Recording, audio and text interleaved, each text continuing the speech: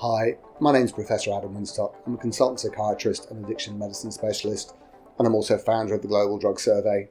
And whether I like it or not, I'm middle-aged. When I started doing these videos, I wasn't. And so what I want to talk to you about is middle-aged drinking, because it's something close to my heart and unfortunately increasingly close to my stomach. There's lots of work across Europe that's actually highlighting that more and more young people aren't drinking.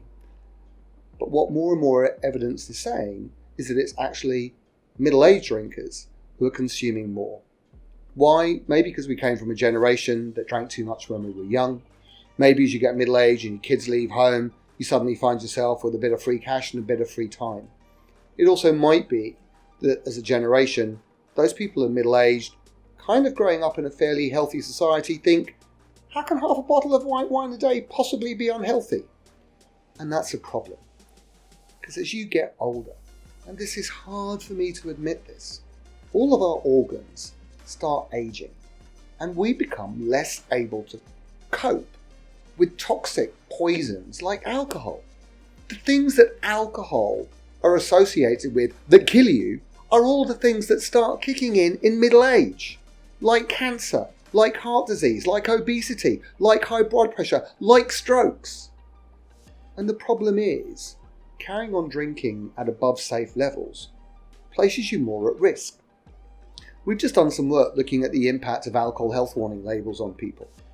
And certainly middle-aged people seemed much happier to kind of recognise that 2 days off a week was a really good way of helping control your alcohol consumption, and also that alcohol has lots of calories in.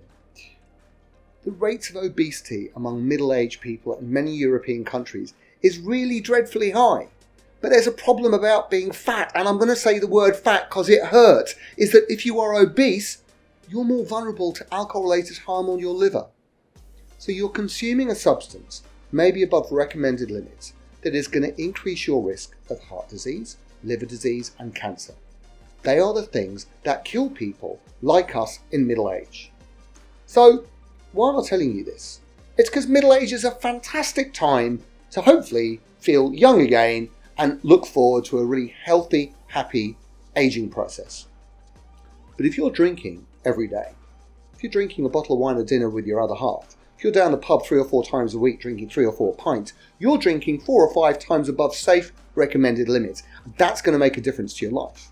It's going to be associated with a poor diet, higher rates of inactivity, obesity, cardiovascular disease and cancer. So what do? Use a bit of common sense. You've been around long enough.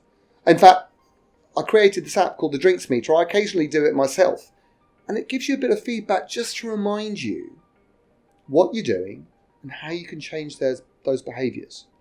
The message for middle-aged drinkers is if you want to hit old age and be healthy and happy, you need to deal with your drinking now. And of every single video I've done today, this is the closest to my heart because I know it's going to make a difference to my life as well. So, yeah, if you're middle-aged, drink a bit less and live a happy old age.